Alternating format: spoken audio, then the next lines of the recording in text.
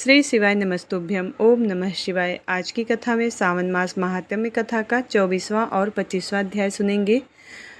आज की कथा में श्री कृष्ण जन्माष्टमी व्रत के महात्म्य में राजा महजीद का आख्यान। इसके पहले की कथा में भी भगवान श्री कृष्ण की जन्माष्टमी की कथा के बारे में सुना गया था, पूजा विधि के बारे में बताया गया था। तो इसके आगे की कथा सुनते हैं। भगवान शिव बोले कि हे ब्रह्मपुत्र, पूर्व काल में दैत्यों के भार से अत्यंत पीड़ित हुई पृथ्वी बहुत व्याकुल तथा दीन होकर ब्रह्मा जी की शरण में गए। उनके मुख से वृत्तांत सुनकर ब्रह्मा जी ने देवताओं के साथ क्षीरसागर में विष्णु भगवान के पास जाकर स्तुतियों के द्वारा उनका प्रसन्न किया। अब तब नारायण श्री हरि सभी दिशाओं में प्रकट हुए और ब्रह्मा जी के मुख से संपूर्ण वृत्तांत सुनकर बोले कि हे देवताओं, आप लोग डरो मत। मैं वासुदेव के द्वारा देवकी के गर्भ से अवतार लूँगा और पृथ्वी का संताप दूर करूँगा।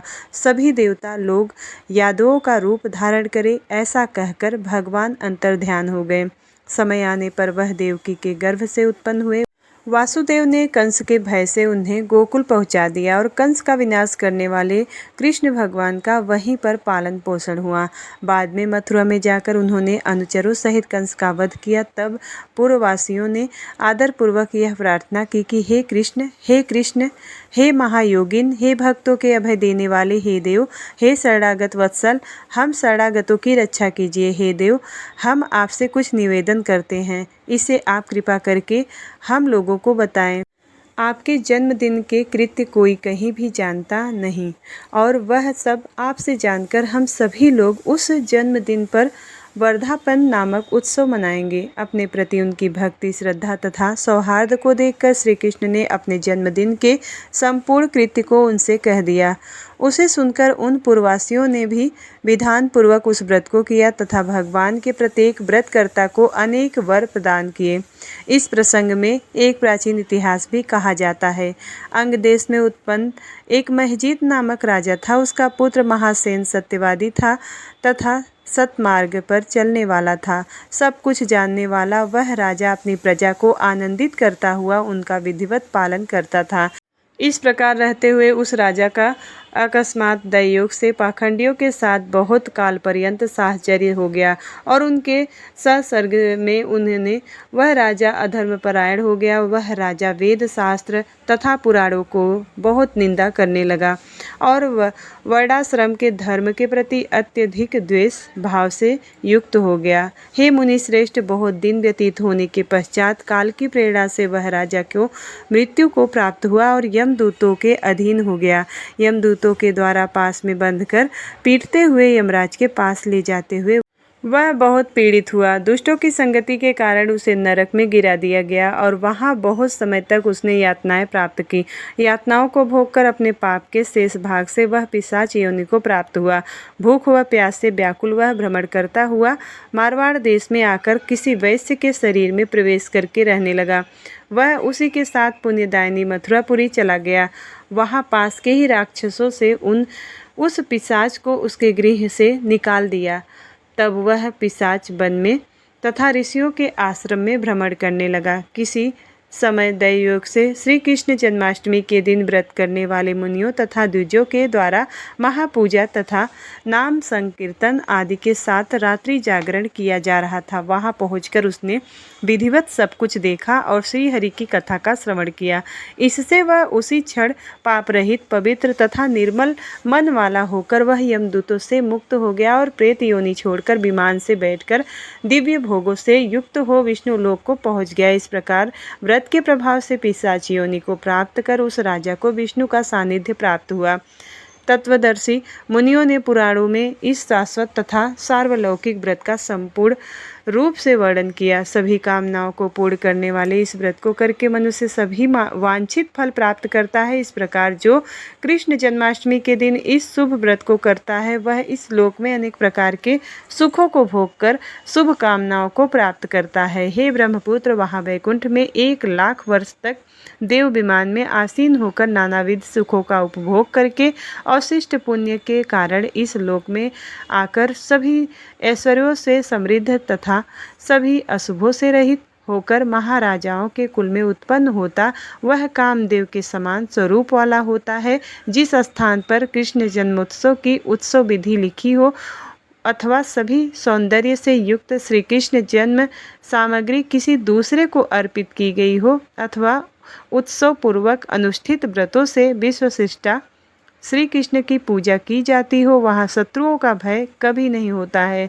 उस स्थान पर मेघ व्यक्ति की इच्छा करने वाला मात्र से ही वृष्टि करता है और प्राकृतिक आपदाओं से भी कोई भय नहीं होता। जिस घर में कोई देवकी पुत्र श्री कृष्ण की चरित्र की पूजा करता है वह घर सब प्रकार से समृद्ध रहता है और वहाँ भूत प्रेत आदि बाधाओं का भय नहीं होता है। जो मनुष्य किसी के साथ में भी शांत होकर इस व्रत उत्सव का दर्शन कर लेता है वह भी पाप से मुक्त होकर श्री हरि के धाम को जाता है। इस प्रकार श्री स्कंद पुराण के अंतर्गत ईश्वर सनत कुमार संवाद में श्रावण मास महात्म्य में जन्माष्टमी व्रत कथन नामक 24वां अध्याय संपूर्ण हुआ। इसके आगे की कथा 25वें अध्याय में सुनेंगे। 25वें अध्याय में श्रावण अमावस्या को किए जाने वाले पिठोरी व्रत का वर्णन। भगवान शिव बोले, हे मुनिश्रेष्ठ, अब मैं उत्तम पिठोरी व्रत का वर्णन करूंगा। सभी संपदाओं को प्रदान करने वाला यह व्रत श्रावण मास की अमावस्या को होता है। जो यह घर है वह सभी वस्तु मात्र का अधिष्ठान है, इसलिए इसे पीठ कहा गया है और पूजन में वस्तु मात्र के समूह को आर कहते हैं। अतः हे मुनीश्वर, इस व्रत का नाम इसलिए पिठोर है। अब मैं इसकी विधि कहूँगा, सावधान होकर सुनिए। दीवार को ताम्रवड़, कृष्णवड़ अथवा श्वेतवड़ धातु से पोतना चाहिए। अगर ताम्रवड़ से पोता गया हो तो पीले रंग से, कृष्णवड़ से पोता गया तो श्वेत रंग और श्वेतवड़ से पोता गया हो तो कृष्णवड़ से चित्र बनाना चाहिए अथवा श्वेत पीत से, लाल से, काले या हरे रंग से चित्र बनाएं। मध्य में पार्वती सहित शिव की मूर्ति अथवा शिवलिंग को बनाकर विस्तृत दीवार पर संसार की अनेक चीज़ों का चित्र बनाएं।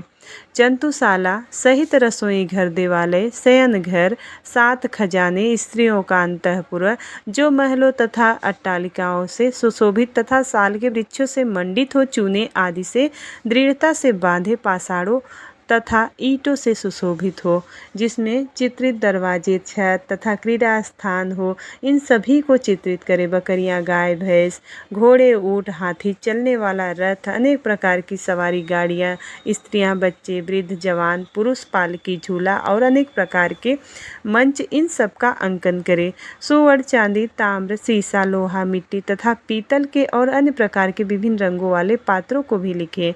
शयन संबंधी जितने भी साधन है, चारपाई, पलंग, बिस्तर, तकिया आदि, बिल्ली, मैना, अन्य और भी शुभ पक्षी, पुरुषों तथा स्त्रियों को अनेक प्रकार के आभूषण बिछाने तथा ओढ़ने के जो वस्त्र हैं, यज्ञ के जितने भी पात्र होते हैं, मंथन के लिए 2 स्तंभ व 3 रस्सियाँ, दूध, मक्खन, दही, तकर, छाछ, घी, तेल, तिल, इन सभी को दीवार पर लिखे। गेहूँ, चावल, अरहर, जौ, मक्का, वार्ता, नल एक प्रकार का अन्न होता है। चना, मसूर, कुल्थी, मूंग, कांगनी, तिल, कोंदो, कातसी नामक अन्न, 7वां चावल, उड़द, ये सभी धान्य वर्ग से भी अंकित करें। सील, लोढ़ा, चूल्हा, झाड़ू, पुरुषों व स्त्रियों के सभी वस्त्र, बांस तथा तृण के बने हुए सूप आदि, ओखली, मूसल, गेहूं आदि पीसने वाला, अरहर आदि दाल के लिए 2 अन्य चाकी तथा दरैता, पंखा, चवर, छत्र, जूता, 2 खड़ाऊं, दासी, दास, नौकर, पौष्यवड़, तृण आदि पशुओं का आहार, धनुष, बाण, शतघ्नी एक प्रकार की अस्त्र होती है। खड्ग, भाला, वर्छी, ढाल, पास, अंकुश, गदा, त्रिशूल, भिंदीपाल, तोमर, मुदगर, फरसा, पट्टिस, भूसुंडी, परिध, चक्र यंत्र आदि, जल यंत्र, दवात, लेखनी, पुस्तक, सभी प्रकार के फल, छुरी, कैंची, अनेक प्रकार के पुष्प, बिलपत्र, तुलसी दल, मसाल, दीपक तथा दीवट आदि अनेक साधन, अनेक विध खाने योग्य शाक तथा पकवानों के जितने भी प्रकार हैं उन सभी को लिखना है। जो वस्तुएं यहाँ नहीं बताई गई हैं उन सबको भी दीवार पर लिखना है, क्योंकि यहाँ पर सभी कुछ लिखना संभव नहीं है, क्योंकि एक एक पदार्थ के सैकड़ों तथा हजारों भेद हैं और मैं कितना कह सकता हूँ। 16 उपचारों से इन सभी का पूजन होना चाहिए। पूजन में अनेक प्रकार के गंध द्रव्य, पुष्प, धूप तथा चंदन अर्पित करें। ब्राह्मणों को, बालकों को तथा सौभाग्यवती स्त्रियों को भोजन कराएं। इसके बाद पार्वती सहित शिव की प्रार्थना करें, मेरा व्रत संपूर्ण हो। हे सांब शिव, हे दया सागर, हे गिरीश, हे चंद्रशेखर, इस व्रत से प्रसन्न होकर आप हमारे मनोरथ पूर्ण करें। इस प्रकार 5 वर्ष तक व्रत करने के बाद उद्यापन कर देना चाहिए। इसमें घृत तथा बिल्व पत्रों से शिव मंत्र के द्वारा होम होता है। एक दिन अधिवासन करके सर्वप्रथम ग्रह होम करना चाहिए। आहुति की संख्या 1008 अथवा 108 होनी चाहिए वत्स। इसके बाद आचार्य की पूजा करे और भू से दक्षिणा दे और उसके बाद व्यक्ति इष्ट बंधुजनों तथा कुटुंब के साथ स्वयं भोजन करे। ऐसा विधान किए जाने पर मनुष्य सभी कामनाओं को प्राप्त कर लेता है। इस लोक में जो जो वस्तुएं उसे परम अभिष्ट होती है उन सभी को वह पा लेता है। हे वत्स, मैंने आपसे इस उत्तम पिठोरी व्रत का वर्णन कर दिया है। इस व्रत के समान सभी मनोरथों को तथा समृद्धियों को प्रदान करने वाला और शिव जी की प्रसन्नता करने वाला न कोई व्रत हुआ है और न तो होगा। मनुष्य इस व्रत में दीवार पर जो जो वस्तु बनाता है उसको निश्चित रूप में पा लेता है। इस प्रकार श्री स्कंद पुराण के अंतर्गत ईश्वर सनत कुमार संवाद में श्रावण मास महात्म्य में अमावस्या में पिठोरी व्रत कथन नामक 25वां अध्याय संपूर्ण हुआ। इसके आगे की कथा 26वें अध्याय में सुनेंगे। श्रावण मास अमावस्या के दिन किए जाने वाले वृष पूजन और कुश ग्रहण का विधान। ईश्वर बोले, हे सनत कुमार, श्रावण मास में अमावस्या के दिन जो करणीय है उसको तथा प्रसंगवश जो कुछ अन्य बात मुझे याद आ गई है उसको भी मैं आपसे कहता हूँ। पूर्व काल में अनेक प्रकार के महान बल तथा पराक्रम वाले, जगत का विध्वंस करने वाले तथा देवताओं का उत्पीड़न करने वाले दुष्ट दैत्यों के साथ मेरे अनेक युद्ध हुए।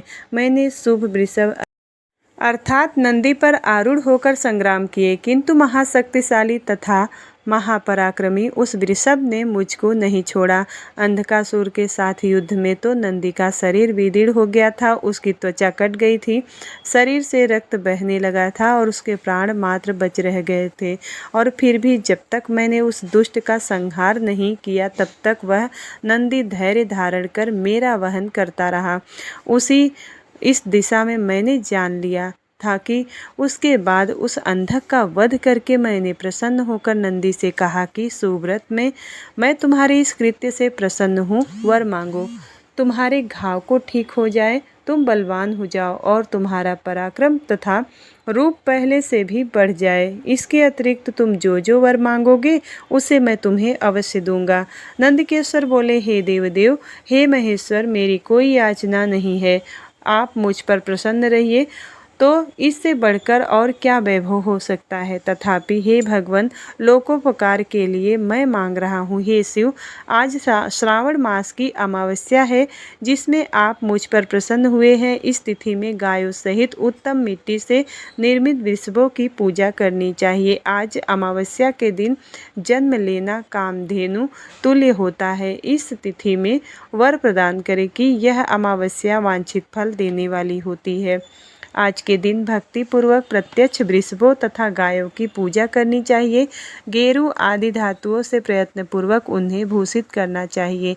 उनकी सींगों पर सोना चांदी आदि के पत्थर मढ़े और रेशम के बड़े बड़े गुच्छों को भी सींगों पर बांधे। अनेक प्रकार के वड़ों से विचित्र सुंदर वस्त्र से उनकी पीठ को ढक दे और गले से मनोहर शब्द करने वाला घंटा बांध दे।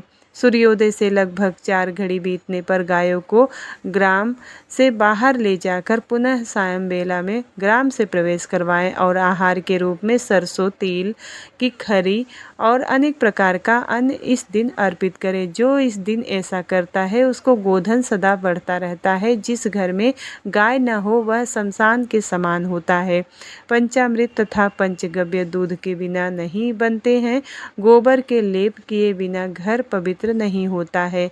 हे सुरोत्तम, जहाँ गौमूत्र से छिड़काव नहीं होता वहाँ चींटी आदि जंतुओं का उपद्रव विद्यमान रहता है। हे महादेव, दूध के बिना भोजन का रस ही क्या है। हे प्रभु, यदि आप मेरे ऊपर प्रसन्न है तो इन वरों को तथा अन्य वरों को भी मुझे प्रदान कीजिए। हे सनत कुमार, तब नंदी का यह वचन सुनकर मैं बहुत प्रसन्न हुआ। मैंने कहा कि हे वृषश्रेष्ठ, जो तुमने मांगा है सब हो जाए। हे नंदिन, इस दिन जो अन्य नाम है उसे भी सुनो। जो वृषभ किसी के द्वारा कहीं भी किसी कार्य में प्रयुक्त नहीं किया जाता और तृण खाता हुआ तथा जल पीता हुआ जो शांतिपूर्वक विचरण करता है तथा महान वीर व बलशाली होता है उसे पोल कहा जाता है। अतः हे नंदिन, उसी के नाम से यह दिन पोला नाम वाला होगा। इस दिन अपने इष्ट बंधुओं के साथ महान उत्सव करना चाहिए। हे वत्स, मैंने उस दिन ये श्रेष्ठ वर प्रदान किए थे, अतः लोगों के द्वारा इस श्रेष्ठ दिन को पोला नाम वाला कहा गया है। इस दिन सभी कामनाओं को पूर्ण करने वाला वृषभों का महान उत्सव करना चाहिए। इसके साथ ही अब मैं इसी तिथि में किए जाने वाले कुश ग्रहण का वर्णन करूंगा। श्रावण मास की अमावस्या के दिन पवित्र होकर कुशों को उखाड़ लाएं और उसे कुश सदा ताजे होते हैं, उन्हें बार बार प्रयोग में लाना चाहिए। कुश कास, यव, दुर्बा, उसीर, शकुदर, गेहूँ, व्रीहि, मूज और वल्लज, ये 10 दर्भ होते हैं। ब्रह्मा जी के साथ उत्पन्न होने वाले तथा ब्रह्मा जी की इच्छा से प्रकट होने वाले ये दर्भ मेरे सभी पापों का नाश कीजिए और कल्याण कारक होइए। इस मंत्र का उच्चारण करने के साथ ईशान दिशा में मुख करके होम फट मंत्र के द्वारा एक ही बार में कुश को उखाड़ लें। जिसके अग्रभाग टूटे हुए ना हो तथा शुष्क ना हो, वे हरित वर्ण के कुश श्राद्ध कर्म के योग्य कहे गए हैं और जड़ रहित कुश देव कार्यों तथा जप आदि और प्रयोग के योग्य होते हैं। 7 पत्तों वाले कुश देव कार्य तथा पितृ कार्य के लिए श्रेष्ठ होते हैं। मूल रहित तथा गर्भयुक्त अग्रभाग वाले तथा 10 अंगुल प्रमाण वाले 2 दर्भ पवित्रक के लिए उपयुक्त होते हैं। ब्राह्मण के लिए 4 कुश पात्रों के लिए पवित्रक बनाया गया है और अन्य वर्णों के लिए क्रमशः 3, 2 और 1 दर्भ का पवित्रक कहा गया है। अथवा सभी वर्णों के लिए 2 दर्भों का ग्रंथि युक्त पवित्रक होता है। यह पवित्रक धारण करने के लिए होता है, इसे मैंने आपको बता दिया है। उत्पन्न हेतु सभी के लिए 2 दर्भ उपयुक्त होते हैं। 50 दर्भों से ब्रह्मा और 25 दर्भों से विष्टन बनाया जाना चाहिए। आचमन के समय हाथ में पवित्रक को नहीं निकालना चाहिए। विकिर के लिए पिंड देने तथा अग्नोकरण करने के साथ और पाद्य देने के पश्चात पवित्र का त्याग कर देना चाहिए। दर्भ के समान पुण्यप्रद, पवित्र और पापनाशक कुछ भी नहीं है। देव कर्म तथा पितृ कर्म से ये दर्भ के अधीन है। उस प्रकार के दर्भों को श्रावण मास की अमावस्या के दिन उखाड़ना चाहिए, इससे कि इनकी पवित्रता बनी रहती है। श्रावण मास की अमावस्या का वर्णन क्या किया जाए। हे सनत कुमार, श्रावण मास की अमावस्या के दिन जो कृत्य होता है उसे मैंने कह दिया है। श्रावण मास में जो करणीय है उसे भी मैं आपसे कहता हूँ। इस प्रकार श्री स्कंद पुराण के अंतर्गत ईश्वर सनत कुमार संवाद में श्रावण मास महात्म्य में अमावस्या के दिन वृषभ पूजन कुश ग्रहण नामक 26वां अध्याय संपूर्ण हुआ।